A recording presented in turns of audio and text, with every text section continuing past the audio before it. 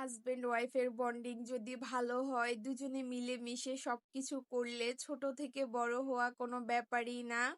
বাসার জন্য কিছু প্রয়োজনীয় জিনিসপত্র লাগবে, তাই ভাবলাম দুজনে গিয়ে নিয়ে আসি। আর আমরা দুজনে সবকিছু একসাথে করতেই বেশি পছন্দ করি। বাসার বাইরে থাকতে আমাদের দুজনকে বৃষ্টি পেয়েছে আর আমাদের দুজনকে প্রচন্ড ঘামিয়েছে, তাই একটু স্যালাইন গুলে খেয়ে নিলাম। আপনাদের ভাইয়া তো দিনের বেলা তেমন সময় পায় না, বাসার বেশিরভাগ বাজার আমাদের রাতের বেলাই করা লাগে। আর বাসার যাই লাগুক না কেন, আমরা দুজনে সবসময় একসাথে যাওয়ার চেষ্টা করি। আর ব্লেন্ডার করার জন্য আদা রসুন পেঁয়াজ লাগবে। আমি 1 মাসের জন্যই সব ব্লেন্ডার করে রাখি, কারণ অল্প অল্প করে করা আমার পক্ষে সম্ভব না। আর এই বাজারটা আমাদের বাসার কাছেই, 5 মিনিট লাগে যেতে। একসাথে মিলেমিশে সবকিছু করলে ছোট থেকে বড় হওয়া কোনো ব্যাপারই না। জীবনে যতই ঝড় ঝাপটা আসুক না কেন, দুজনে একসাথে সব জয় করব। আমাদের দুজনের ছোটখাটো সংসার, তাই সবকিছু কমই লাগে। এরপর আসলাম কাঁচামরিচ আর কিছু তরকারি নেওয়ার জন্য। তরকারি একদমই কমই নিয়েছি, ফ্রিজে কয়েকদিন থাকলেই নষ্ট হয়ে যায়।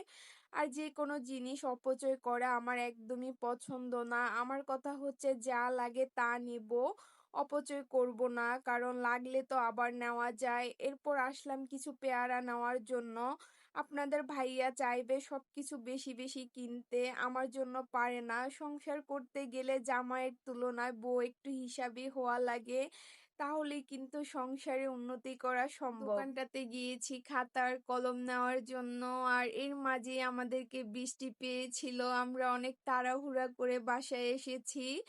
আর অনেক বেশি ঝড় আর শিলাবৃষ্টি শুরু হয়েছে। এই যে দেখেন বরফগুলো, এরকম অনেক বরফ পড়েছে বেলকনিতে, পুরো বেলকনি ভরে গিয়েছে।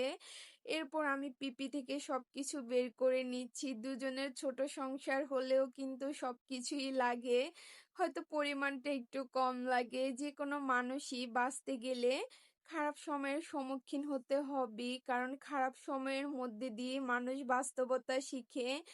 ভালো আর খারাপ সময়ে আপনি মানুষকে চিনবেন যে কে আপনার আপন আর কে পর। আমি চেয়েছি রাতে পেঁয়াজ রসুন ব্লেন্ডার করব, আপনাদের ভাইয়া দেয়নি, বলে রাতে করার দরকার নাই, তোমার এমনিতে অনেক বেশি কষ্ট হয়ে গিয়েছে। সে আবার সব সময় আমার কষ্ট একটু বেশি বুঝে। আমাদের দুজনকে অনেক বেশি ঘামিয়েছে, তাই একটু স্যালাইন গুলে খেয়ে নিলাম। আমাদের দুজনের যখন অনেক খারাপ লাগে আর প্রচন্ড ঘামায়, তখন আমরা এরকম স্যালাইন খাই। একসাথে থাকলে আমরা দুজন দুজনকে ছাড়া একটু পানিও খাই না। বলতে পারেন এটা আমাদের খারাপ অভ্যাস, আবার ভালো অভ্যাসও বলতে পারেন।